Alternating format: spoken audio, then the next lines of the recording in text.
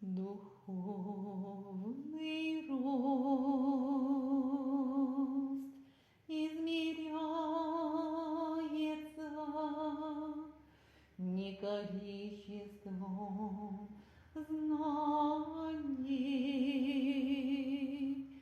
или количеством лет, проведенных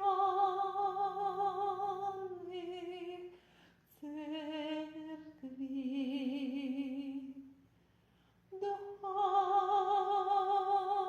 Духовный рост — это когда